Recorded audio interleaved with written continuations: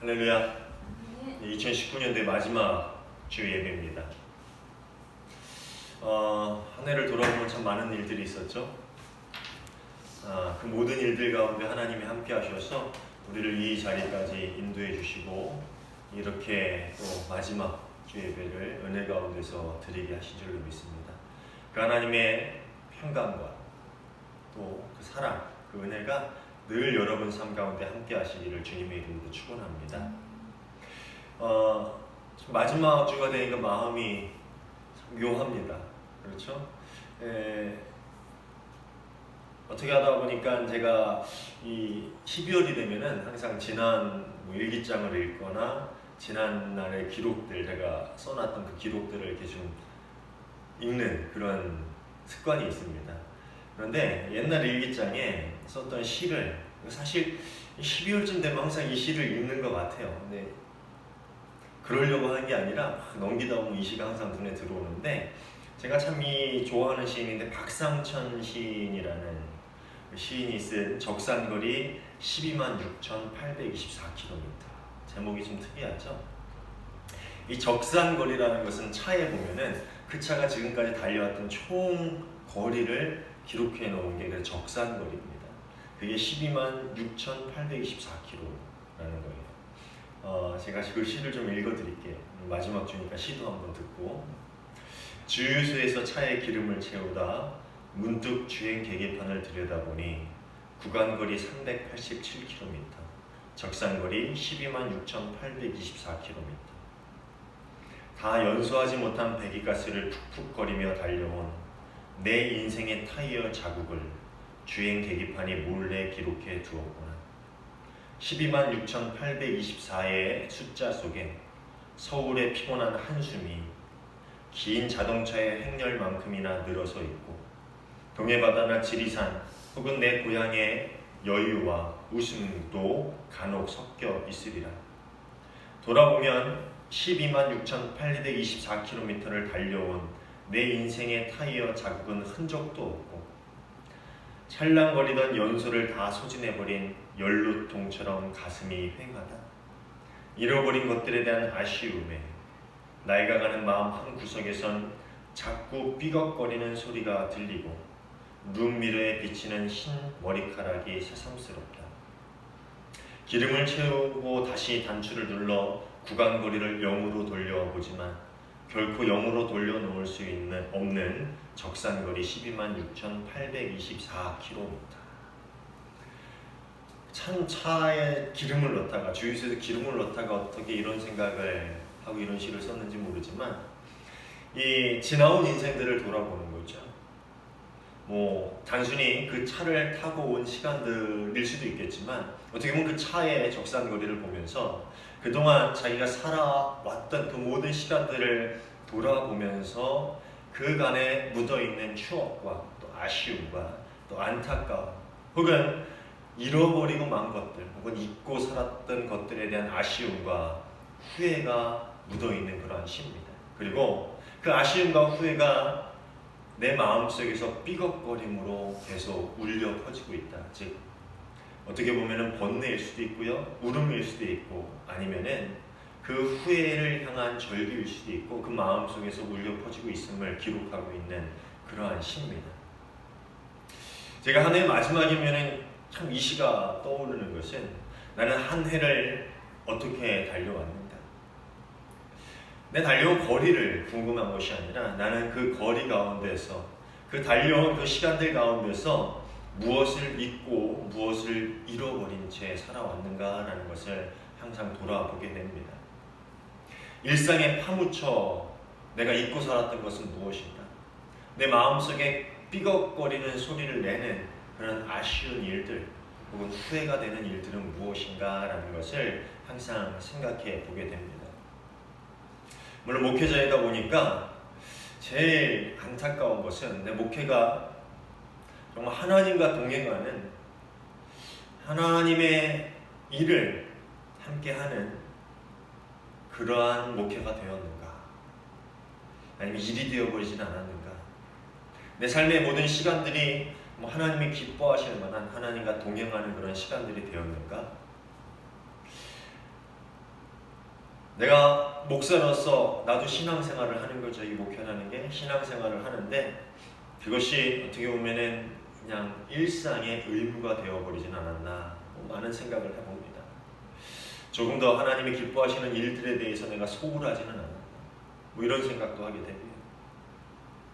정말 중요한 것들을 잊어버리고 혹은 잃어버리고 사는 바람에 우리 마음 깊은 곳에서는 삐그덕거리는 소리가 꼭 이 연말이면은 들리게 되는 걸지도 모릅니다. 이 예수님 당시를 살아가는 유대인들의 마음속에도 항상 그 삐그덕거리는 소리가 있었습니다. 그리고 그것을 만드는 이유가 하나 있었는데 그것이 바로 율법이었습니다. 오늘 본문을 보면은요 12장부터 시작된 바리새파 사람들, 사두개파 사람들과 논쟁을 벌이고 있던 예수님을 한 율법학자가 지켜보고 있었던 것 같습니다. 세금을 내는 게 옳으냐, 내지 않는 게 옳으냐, 부활이 있냐 없냐, 부활 때에 누가 그 여자의 남편이 되겠냐, 이런 시덥지 않은 질문들, 그것을 가지고 논쟁을 벌이고 있던 것을 한 율법학자가 지켜보고 있다가 예수님께 나와서 한 질문을 던집니다. 근데 이번에 이 율법학자가 던진 질문은 예수님을 시험하려고 던진 질문보다는 정말 자신이 궁금해하던 것을 알고자 하는 그런 마음에서 던지는 어떻게 보면 순수한 질문이었던 것 같습니다. 그 율법학자는 바리새파 사람들에게나 이 사두개인들에게 던지는 예수님의 대답, 거기에 대응하는 예수님의 대답이 범상치 않다라는 것을 느끼고 예수님이라면은 저분이라면은 내가 궁금해하던, 내가 정말 평생 알고 싶어했던 그 질문의 해답을 알려주실지도 모른다라는 생각으로 나와왔습니다. 그래서 율법과 관계에서 율법학자니까 율법하고 관계에서 가장 중요하다고 여겨왔던 질문을 던지는데 그게 뭐냐면은 모든 계명 가운데 가장 으뜸이 되는 것은 어떤 것입니까? 그 질문이었습니다. 사실 이 율법학자가 예수님께 던진 이 질문은요, 이 사람뿐만 아니라 당시에 많은 사람들, 대부분의 사람들이 궁금해하던 질문이었습니다. 알고 있는 분도 있겠지만 율법이 몇 개나 있습니까? 대표적인 율법이 몇 개가 있어요? 모르시죠? 613가지가 있습니다. 되게 많다라고 생각을 하는데 그 당시 사람들이 이 율법을 613가지로 정리를 해가지고 지키고 있었다라는 거죠. 이것을 처음으로 분리한 사람은 이 마이모니데스라는 율법가였는데 이것을 사람의 뼈가 613개다. 그래서 이것을 613개의 율법으로 규정해가지고 그렇게 지키고 있었다고 합니다. 여기서 보면 248개는 긍정적인 형태의 계명이에요. 이걸 해야 된다, 이렇게 해야 된다. 근데 그 중에 365개는 부정적인 그러한 계명, 이거 하면 안 된다. 그렇게 이야기하고 있다고 합니다. 그래서 왜 그렇게 나왔냐면 248개는 사람의 몸을 이루고 있는 모든 부분의 총집합, 그리고 365는 1년의 수죠. 그러니까 이걸 가지고 법칙을 가지고 613개를 만들었는데 뭐하러 이렇게까지 했는지 모르겠지만 어쨌든 그렇게 만들어서 총 613가지의 율법을 그들이 지키면서 살고 있었습니다. 창세기부터 신명기까지 모세 오경에 나오는 하나님의 말씀을 가지고 그들이 행해야 할 규정, 그들이 하지 말아야 할 금지 규정 등 그 많은 율법을 제정해 놓고 있었다는 건데 그 안에는 십계명도 포함이 되어 있었고요. 또 일상생활에 필요한 규례들도 상세하게 나와 있었습니다. 그리고 제사에 대한 것도 상당히 많은 부분을 차지하고 있었습니다. 예를 들면은요, 이런 규정이 있었는데요. 251번 율법은 관자놀이의 머리를 둥글게 깎아서는 안 된다. 그리고 252번째 율법은 구렛나루를 밀어서는 안 된다. 253번째 율법은 몸에 문신을 새겨서는 안 된다. 그러니까 우리 일상생활을 살면서 우리 몸가짐에 대한 율법도 그 안에 들어있었고요. 또 이런 것도 있습니다. 272번째 율법은 대제사장은 처녀와만 결혼해야 한다. 273번은 대제사장은 과부와 결혼해서는 안 된다. 274번 율법은 대제사장은 이혼한 여자와 결혼해서도 안 된다. 이거 뭐 하나로 묶으면 되는데 굳이 이렇게 세 개로 나눴어요. 그리고 275번은 아론의 후손 가운데 몸에 영구적인 흠이 있는 사람은 제사를 드리는 일을 할 수 없다. 몸에 장애를 가지고 태어난 사람은 제사를 드리는 일에 참여할 수 없다라는 거죠. 그러니까 제사장이 될 수 없다라는 거예요. 아론의 후예지만. 276번째 계명은 일시적인 흠이 있는 제사장도 그것이 다 나을 때까지는 제사 드리는 일을 할 수가 없다. 뭐 이런 제사에 대한 규정들이 상당히 많이 있었고요. 또 이제 새해다 보니까 우리 새해에 대한 규정도 있었겠죠. 그거 한번 볼까 합니다. 이제 곧 있으면 새해인데 새해 첫날에는 일을 해서는 안 된다. 그래서 신정이 쉬는 건지도 모르겠는데요. 어쨌든 새해 첫날은 일을 하면 안 된다는 규정도 있어요. 그리고 312번째 규정은 새해 첫날은 살라 바치는 제물을 드려야 된다. 살라 바치는 것이 태워, 화목제물이죠. 이렇게 태워서 바치는 제물을 드려야 된다.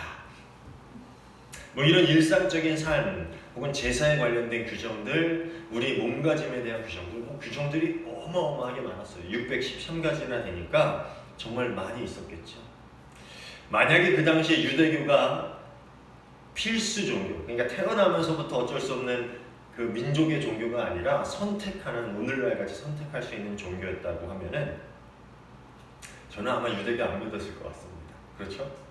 어떻게 이 많은 것들을 다 기억하고 그것을 다 지키며 살 수 있겠습니까? 아마 당시의 사람들도 마찬가지였을 거예요. 그 많은 율법을 다 기억하고 지키고 살기에는 뭐 율법학자들은, 바리새파 사람들은 그럴 수 있었겠지만 일반 사람들은 정말 그게 힘든 일이었기 때문에 이 많은 율법 중에 정말 중요한 것은 뭘까? 내가 혹 다른 것들은 어길 수 있을지 모르겠지만 정말 어겨서는 안 돼. 정말 중요한 율법은 무엇일까라는 그런 우선순위를 묻는 질문을 이 훌륭한 랍비들에게 당시 사람들이 많이 했다라는 것입니다.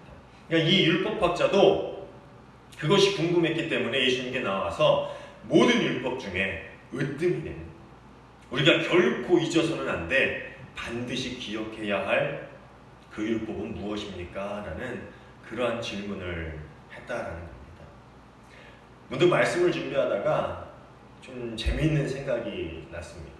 그러면 좀 웃으시라고, 너무 심각한 것 같아서. 군대 생각이 났어요. 군대에 가면은 보급품이라는 게 있어요. 뭔지 아시죠? 보급품 가면은 총도 주고요. 뭐 가끔 동영상 보면은, 재밌는 영상 보면 그거 나오잖아요. 이등병 가면은 총을 왜 안 쐈어? 이렇게 하는데 총 줍니다. 총도 주고요, 옷도 주고, 신발도 주고 다 주죠. 침낭도 주고, 다 이불도 주고 다 줍니다. 이런 보급품을 주는데, 이 만약에 군인들이 살고 있는 막사에 불이 난다면, 불이 나면 챙겨갖고 나오고, 또 뭐 이렇게 구조해야 돼. 내 것뿐만 아니라 다른 것들 이렇게 다 챙겨갖고 나와야 될 그 보급품 중에 우선순위가 있습니다. 그걸 이제 나중에 가면 배워요, 군대 가면. 그래서 그 우선순위가 뭔지 그걸 다 시험을 봅니다. 근데 그 우선순위가 뭔지 압니까? 하도 오래돼서 기억은 안 나는데 확실히 기억나는 것은 1순위가 총이라는 거예요. 총이 없으면 전쟁을 할 수가 없으니까 총. 그 다음에 뭐 이제 뭐 전투화도 있고 여러 가지가 있죠. 군복도 있을 것이고, 그 다음에 수통, 물 마시는 그 물병이고요. 침낭, 잠자는 침낭, 그 다음에 배낭 있죠. 군 행군할 때 그 매는 배낭. 뭐 그렇게 있습니다. 근데 기억에 남는 게 또 하나 있는데, 이게 진짜 잊혀지지 않는 겁니다. 사람은 몇 번째인 줄 아십니까? 잘은 안 나니까 13번째인가 14번째.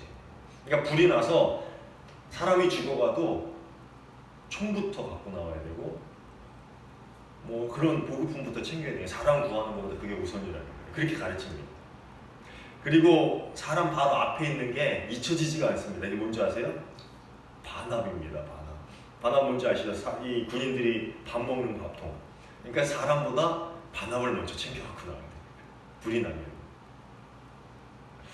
그래가지고 시간이 뭐 많이 흘러서 지금은 뭐 바뀌었을 수도 있겠지만, 그때는 그걸 배우면서, 야, 우리는 반합보다도 못하구나. 불나면 너 버리고 반합을 챙겨야 되는구나. 뭐 이런 우스갯소리를 한 기억이 납니다. 어떤 일들의 경중이나 우선순위를 나누기 위해서는요, 그 일의 중요성을 판단하기 나름입니다. 그렇죠? 그런데 율법은 하나님의 말씀이다 보니까 다 중요한데 무려 613가지나 있다 보니까 그 중에 정말 중요한 게 뭘까? 많은 것들 중에 어길 수 있는 것도 있는데 어길 때도 있지만 정말 절대 어기지 말아야 할 것, 반드시 기억하고 지켜야 할 것은 무엇인가? 그것이 그 율법학자뿐만 아니라 많은 사람들이 궁금해했던 그런 질문이라는 것입니다. 이 예수님은 어떤 대답을 해주십니까? 29절부터 31절까지 말씀입니다. 예수께서 대답하셨다. 첫째는 이것이다. 이스라엘아 들어라. 우리 하나님이신 주님은 오직 한 분이신 주님이시다. 내 마음을 다하고 내 목숨을 다하고 내 뜻을 다하고 내 힘을 다하여 너의 하나님이신 주님을 사랑하여라. 둘째는 이것이다. 내 이웃을 내 몸과 같이 사랑하여라. 이 계명보다 더 큰 계명은 없다. 이 예수님의 말씀은요, 신명기 6장 4절부터 5절까지의 이 본문하고요, 레위기 19장 18절의 본문을 가지고서 대답하신 것입니다. 이것이 이 두 본문이 가장 중요하다. 그리고 특별히 첫 번째 이스라엘아 들어라 라고 하신 그 말씀이 있죠. 그것은 이 유대에서 중요한 기도인 쉐마라는 것을 인용해서 하신 말씀입니다. 쉐마라는 것은요, 들어라 라는 뜻을 가지고 있는데, 이 유대인들은 날마다 아침 저녁으로 기도를 드리는데 우리처럼 기도하는 것이 아니라 하나님의 말씀을 암송하는 그런 기도를 드립니다. 그때 암송하는 말씀 중 첫 번째 말씀이 바로 아까 얘기했던 신명기 6장 4절부터 5절의 말씀인데, 이 말씀이 들어라 이스라엘아 라고 시작합니다. 쉐마 이스라엘 이렇게 시작해요. 그러니까 예수님은 이 첫 번째, 예수님이 하신 첫 번째 계명은요, 새로운 것을 알려주시는 것이 아니라 그들이 아침 저녁으로 날마다 입으로 고백하고 있지만 그들이 정작 잊고 살아가던 것이 무엇인지를 알려주시는 그러한 가르침이었다라는 것입니다. 그래, 가장 큰 계명이 뭔지 궁금하니? 너희가 바로 아침 저녁으로 입으로 고백하고 있는 그 계명, 그게 가장 중요한 거고 모든 율법의 핵심이 되는 그러한 계명이다. 그것이 뭐냐? 하나님을 내 마음을 다하고 목숨을 다하고 뜻을 다하고 힘을 다해서 사랑하라라는 그것이다.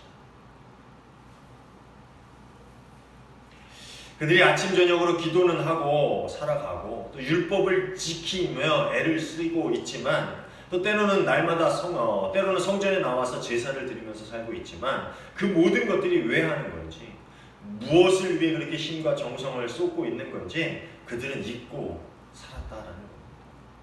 율법을 613가지나 만들어 놨는데 왜 그 율법을 지켜야 하는지, 그 율법이 말하고 있는 진짜 핵심이 무엇인지 그들은 잊고 있었다라는 거예요. 그러니까 바리새인들이나 사두개인들처럼 와가지고 그런 시덥지 않은 질문을 던지면서 예수님을 시험하고 합니다. 그 율법, 그 말씀 가운데 숨어있는 그 모든 것의 근본이 되는 진짜 중요한 것을 그들은 잊고 살았다라는 것입니다. 그것은 바로 너희가 아침 저녁으로 늘 입으로 고백하는 내 하나님을 정말 너의 모든 것을 다해서 사랑해라라는 것입니다. 우리가 예배하는 것, 우리가 기도하는 것, 우리가 헌금하는 것, 우리가 봉사하고 헌신하는 모든 열정, 그 안에 정말 중요한 하나님을 사랑하는 마음이 있습니까? 하나님을 사랑하기 때문에 그 사랑에 가만히 있을 수가 없어서 우리는 그 모든 것들을 행하는가 하는 겁니다. 예배하는 것도 하나님을 사랑하니까 예수님을 만나는 그 기쁨이 너무 커서 하나님과 함께하는 그 시간이 너무 행복해서 드리는 예배입니까? 우리가 헌금하는 것이 내 모든 것을 다 드리고 싶은데 하나님이 나에게 주신 게 너무 감사해서 정말 내 있는 것 중에 소중한 부분 그렇게 하나님께 드리는 그런 헌금입니까? 우리가 봉사하고 헌신하는 게 하나님이 나에게 베풀어 주신 은혜가 너무 많아서 나도 뭐라도 좀 하나님께 하고 싶은 마음에서 그렇게 봉사하고 헌신하는 것인가 하는 말입니다. 아니면은 그렇게 하지 않으면은 벌 받을 것 같아서, 예배드리지 않으면 벌 받을 것 같아서 드리는 예배입니까? 예전에 어떤 분이 간증을 하시는데, 물론 그 마음이 순수하셨겠죠. 자기가 주일을 빼놓고 놀러 갔다가 다리가 부러졌대요. 그래서 하나님이 이거 벌 주셨구나 해서 그 다음부터는 주일 예배를 빠지지 않는다. 왜 그렇게 쳐다보세요? 뭐 재밌는 관점으로 들을 수도 있지만 그래서 예배를 드린다? 예배 빠지고 어디 가면은 다리 부러질 것 같아서? 아니면 내가 하나님께 열심히 헌금하지 않으면 사업이 잘 안 될 것 같아서, 우리 집 경제적인 상황이 어려워질 것 같아서, 내가 열심히 봉사하고 헌신하고 기도하지 않으면은 자녀가 좋은 데 못 가고 좋은 회사 취직 못하고, 혹은 우리 가족에 누가 아플 것 같고 두려워서, 아니면 바라는 것이 있어서, 우리가 하는 모든 일들 가운데 정말 중요한 거, 정말 잊지 말아야 될 것이 무엇인지를 우리는 잊으면서 예배하고 기도하고 신앙생활하고 있지는 않은지 우리 한번 봐야 됩니다. 그들에게 613가지의 율법이 있고 그것을 지키는 한 정신이 팔려서 정말 그들이 아침 저녁으로 고백하던 내 하나님을 사랑하라, 그 하나님을 사랑하는 마음을 잊고 살았던 것처럼, 우리는 예배하고 새벽 예배 나오고 기도하고 또 헌금하고 헌신하고 봉사하고 뭐 하는 그러한 교회 일들 때문에 그 일들에 치여서 그것이 일상이 되고 의무가 되고, 그것이 결국에는 정말 왜 하는 것인지를 잊고 살게 하는 것이 되고 있지는 않은지 한번 돌아보아야 한다는 것입니다. 하나님을 사랑하기 때문에 예배해야 되는 것이지, 그렇죠? 하나님을 사랑하기 때문에 우리는 기도해야 하는 것입니다. 하나님을 사랑하기 때문에 예물을 드리는 것이고, 하나님을 사랑하기 때문에 우리가 봉사하고 헌신하고 무엇이라도 하나님께 드리고 싶어서, 무엇이라도 하나님 나라의 보탬이 되고 싶어서 그 사랑하는 마음 때문에 우리는 그 일들을 감당해야 한다는 것입니다. 그 사랑에 견딜 수 없어서, 가만히 있을 수 없어서 하나님을 위해 뭐라도 해드리고 싶어 하는 그런 행동들이 우리의 신앙생활이 되었으면 좋겠습니다. 여러분, 그런 마음에서 하나님께 드리는 오늘 예배가 되기를 주님의 이름으로 축원합니다. 그런데 사실 이게 말처럼 쉽지는 않아요. 그렇죠? 어떻게 사랑을 의도적으로 합니까? 그걸 노력한다고 됩니까? 절대 아니죠. 그렇게 못해요. 예전에 유명한 영화 대사가 있었는데, 어떻게 사랑이 변하니? 그런 대사가 있었죠. 의도적으로 하는 사랑, 노력한다고 열심히 해보는 사랑, 그것은 변하기 마련입니다. 쉽기 마련이지요. 진정한 사랑은 우리를 향한 하나님의 사랑을 깨달을 때만 가능한 일입니다. 예전에 메일을 정리하다가 제가 누군가에게 보낸 메일에 이런 내용이 있더라고요. 연말이 되면 저는 메일을 정리하는 버릇이 있어서 예전에 누군가에게 메일을 보냈는데 이렇게 내용인데 그대로 한번 읽어드릴게요. 설교 준비를 하다가 오늘 본문 한 소절이 눈에 들어옵니다. One thing I do know, I was blind, but now I see. 그때 이제 생명의 삶으로 내가 묵상을 하고 하다 보니까 이제 그 생명의 삶의 영어 성경을 하다 보니까 했는데, 뭔 뜻이냐면은 내가 아는 한 가지는 내가 시각 장애인이었지만 지금 나는 볼 수 있다라는 본문이 요한복음의 본문이죠. 목회를 할수록 모르는 것이 더 많아지고, 그래서 때로는 답답하고 눈물이 날 정도로 힘들지만 맹인의 이 고백처럼 한 가지만은 분명히 말할 수 있겠습니다. 나는 이것저것 아무것도 모르지만 한 가지는 아는데, 내가 예전에는 볼 수 없는 사람이었지만 지금 볼 수 있다는 것만은 압니다. 나와 함께 하시는 예수님을 그렇게 누구한테 내가 메일을 썼어요. 이걸 보면서 지난 한 해들이 싹 스쳐가는 거예요. 신앙생활을 하면 때로 힘들고 지칠 때가 있습니다. 정말 하나님이 나를 돌보고 계신 것인가? 하나님이 나를 인도하시는 것 맞나? 시편 23편의 말씀처럼 그 음침한 골짜기에서 여전히 하나님은 나의 목자가 되고 계신가? 그럴 때는 정말 하나님을 사랑한다는 것이 쉽지 않습니다. 그럴 때는 정말 예배드리는 것이, 내가 하나님을 사랑합니다 라고 찬양하는 것이 어떻게 보면 의무적이고 그냥 겉으로만 하는 의식적인 것이 될 때가 있습니다. 예배는 드리지만, 기도는 하지만, 교회 나와서 봉사는 하지만, 그래도 하나님을 사랑하는 것 같지는 않은 것처럼 느껴집니다. 그렇지만 그때에도 분명한 것이 하나 있는데, 그것은 바로 하나님이 우리의 눈을 여셨고 우리가 이제 하나님의 사랑을 볼 수 있게 되었다는 것입니다. 현재를 보면 볼 수 없지만 지나간 시간들을, 그 적산거리를 226,800 몇 킬로나 되는 그 적산거리들을 돌아보면은 그 안에 하나님이 우리를 어떻게 사랑하셨는지, 하나님이 우리를 얼마나 사랑하셨는지, 하나님이 어떠한 방법으로 우리에 대한 사랑을 보여주셨는지를 우리는 깨달을 수 있게 된다는 것입니다. 누가 뭐라고 비난을 해도, 누가 뭐라고 핍박을 해도, 상황이 어떻게 우리를 괴롭힌다 할지라도 내가 아는 한 가지는, 내가 예전에는 눈먼 사람이어서 하나님이 나를 어떻게 사랑하셨는지를 볼 수 없었지만 이제는 볼 수 있다는 것입니다. 사랑하는 여러분, 이제 한 해의 마지막 주 예배를 드리는데 한 해 동안 하나님께서 여러분을 어떻게 사랑하셨는지를 돌아볼 수 있기를 소망합니다.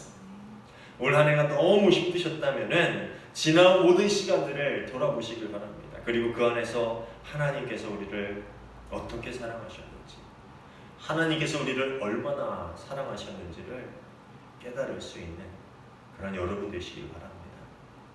그렇게 하나님의 사랑을 깨달을 때 우리는 비로소 하나님을 사랑한다라고 이야기할 수 있습니다.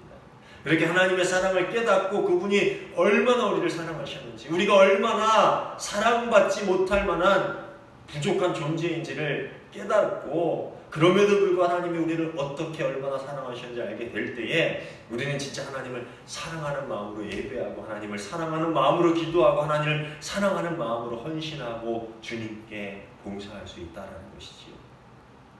요한 1서 4장 19절 말씀입니다. 우리가 사랑하는 것은 하나님이 우리를 먼저 사랑하셨기 때문입니다. 그렇죠? 우리가 하나님 먼저 사랑할 수 없어요. 의도적으로 노력을 하나님 사랑할 수 없습니다.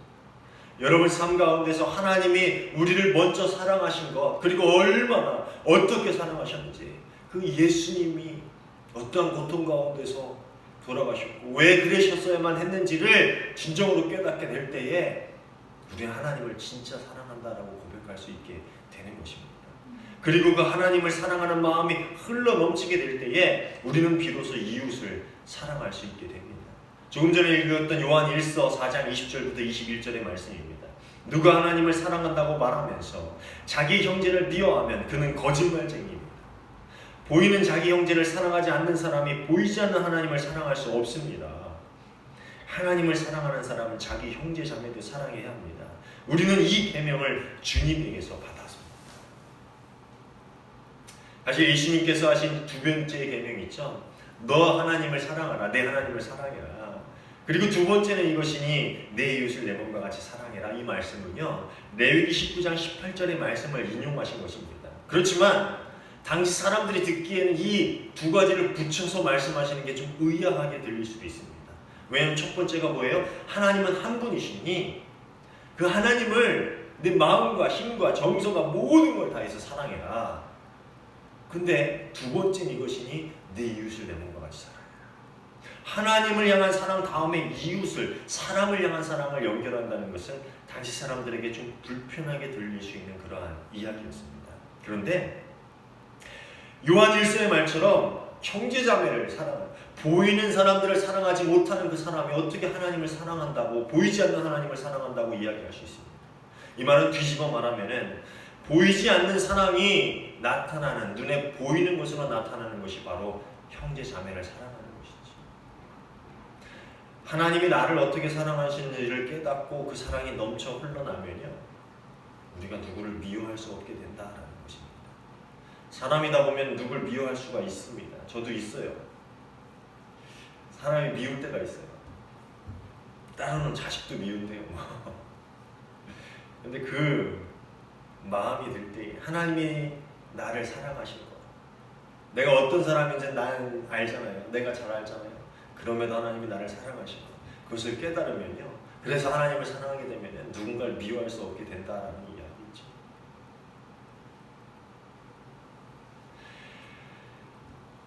이 예수님의 말씀을 듣고 이 율법학자는 이렇게 얘기합니다. 맞습니다. 그 말이 맞습니다. 어떤 번제물이나 제물을 드리는 것보다도 하나님을 사랑하고 이웃을 사랑하는 것이 더 중요한 일입니다. 가장 중요한 일입니다. 그렇게 대답합니다. 그 대답을 두고 예수님은 이야기하시죠. 네가 하나님 나라에서 멀지 않구나. 성경을 보면요, 어떤 사람에게 네가 하나님 나라에서 멀지 않구나 하고 많지 않습니다. 이와 같은 믿음을 보지 못했다라는 것도 많지 않죠. 몇 명에게 주어지지 않습니다. 그런데 특별히 유대인에게, 율법학자에게 내가 하나님 나라에서 멀지 않구나라는 말은 거의 찾아볼 수가 없습니다. 그런데 율법학자는 이런 칭찬을 드려요.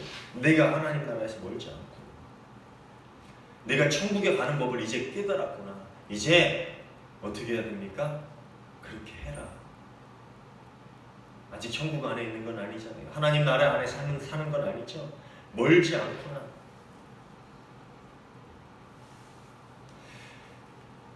하나님 나라의 삶을 산다는 것이 무엇인지 우리는 압니다. 하나님을 사랑하는 것, 그리고 이웃을 사랑하는 것. 그런데 그 알미, 우리 머리에 있는 알미 가슴으로 내려오는 것, 우리의 삶 가운데 실현되어지고 하나님 나라를 살아가는 것, 그 거리는 아까 했던 적산거리 12만 6천, 12만 8천, 아니 20만, 30만, 그보다 더 먼지도 모릅니다. 김수환 주기경이 그런 얘기를 했었죠. 머리에 있던 것이 가슴으로 내려오기까지 정말 수십 년이 걸린다. 사랑하는 여러분, 2019년을 보내면서 여러분 마음 가운데 있었던 아쉬움은 무엇입니까? 혹 하나님을 정말 내가 그렇게 후회 없을 만큼 사랑하지는 않았는지, 사랑하지 못하진 않았는지, 여러분 삶 가운데 하나님을 향한 사랑과 또 그 사랑이 넘쳐나서 이웃을 사랑한 그런 삶이 얼마나 있었는지 돌아보면서 하나님이 우리를 어떻게 사랑하시는지를 깨닫고 그 사랑이 넘쳐남으로 하나님을 예배하고 기도하고 하나님께 헌신하고 또 그 사랑이 넘쳐남으로 우리 이웃을 사랑할 수 있는 그런 여러분 되시길 주님의 이름으로 부탁을 드립니다. 우리 삶 가운데 가장 중요한 것이 무엇인지를 우리가 이제 알았으면 그것을 가슴으로 끌어내리고 우리 삶 가운데 펼쳐서 가장 중요한 것을 행함으로 하나님 나라에서 멀지 않은 삶이 아니라 하나님 나라의 삶을 살아갈 수 있는 저와 여러분 모두가 되시기를 주님의 이름으로 축원합니다. 기도하겠습니다. 좋으신 하나님 감사합니다. 저희가 죄인임에도 불구하고 저희를 너무나도 사랑하여 주셔서 독생자 아들을 저희에게 허락하여 주시고